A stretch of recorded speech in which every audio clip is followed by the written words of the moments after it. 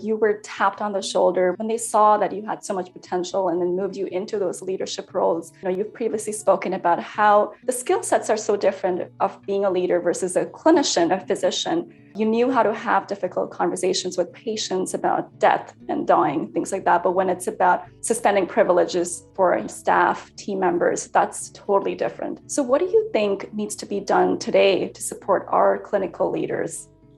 Yeah, and luckily, when you become a healthcare leader, suspending privileges is one of the rarest things that you do, or work like that. But you do have to have accountability, and you do have to make your team somewhat accountable if you're going to be successful in the role that you have taken on. I really truly believe that the most important thing in leadership, and you don't have to have an MBA from an Ivy League school for this, is that you have to listen, you have to be honest, and you have to be transparent, no matter what the situation is.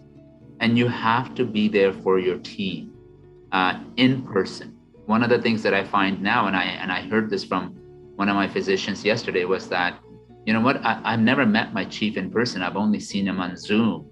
And we have to, moving forward in the future, is that human contact, that human touch is really, really important. If you're going to be a leader, be visible to your team. Chief of emergency medicine, yes, you come in for your shift and you may have some other work, but walk through the department, see how things are doing, ask how patients are doing, ask how staff are doing. I still do that as CEO.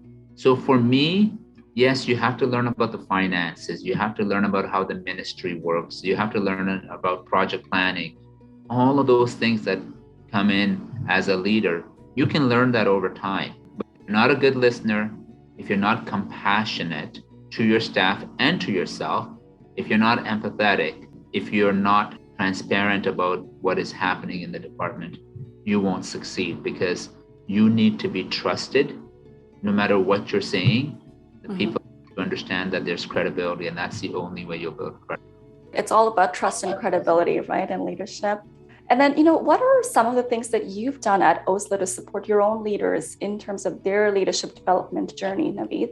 So, over time, most of the people that I have worked with were physicians, right? And you can help them with the fees for certain courses, but these didactic courses help you learn the basics or the foundation of some of the work that you have to do, but they don't really teach you what the real world does. So what we try to do is that if we identify people and we've got a succession planning work that we do, we have identified a number of folks at OSLR, and then we call them hypo talent, which means high potential talent. With their permission, we've sought what they want to do. So we identify people, then we go and ask them, listen, we think you would be great at some of these different projects or in different leadership opportunities. Do you actually want to do that?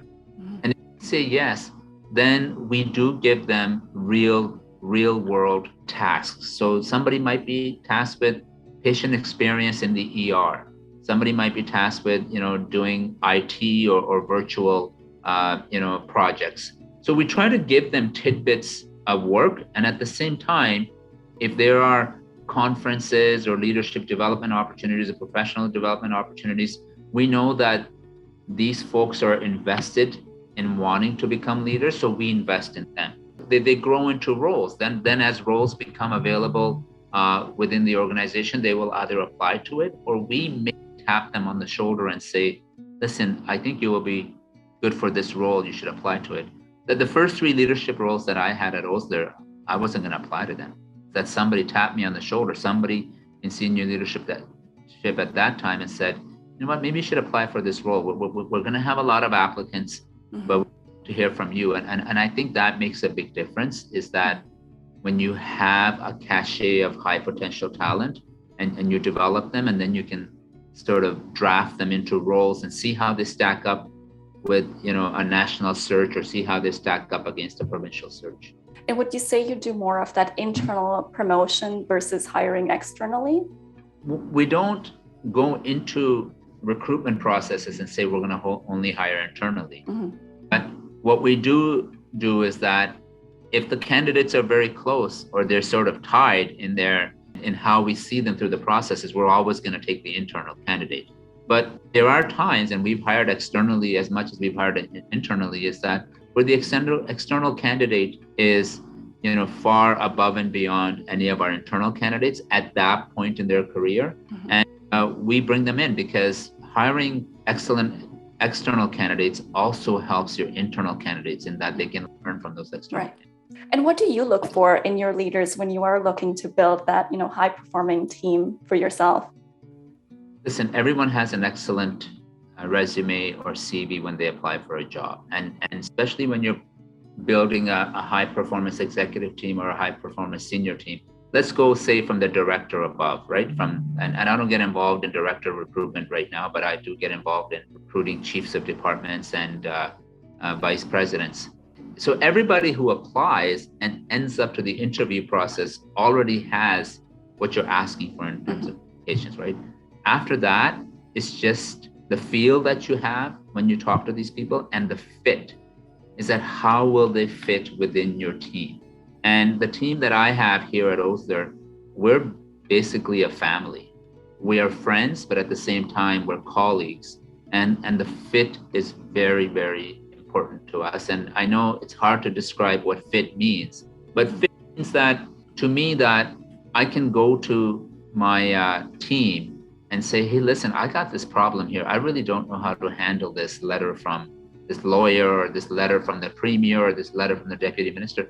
What do you think I should write? And everyone feel comfortable enough that they can ask each other questions like that without feeling that someone will think that, well, you know what to write, right? So that's what I mean by fit, is that this real team atmosphere. We all have our roles. You are the CEO. This is what you need to think about. You're the CFO, you're the COO, you're the CAO, you're the IT person, you're the communications person, but we're all one, trying to take this big ship through these storms that come our way. And it's that sense of shared values, right? And letting go of judgment.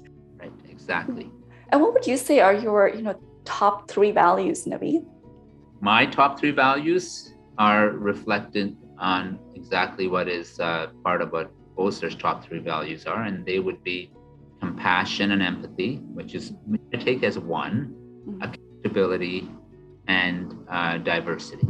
Those are the 3 of the top values that we value at Osler. We have other things like service, the service that you are to each other and the service that you are to yourself and to the community. But compassion and empathy, diversity and accountability is what is key to me.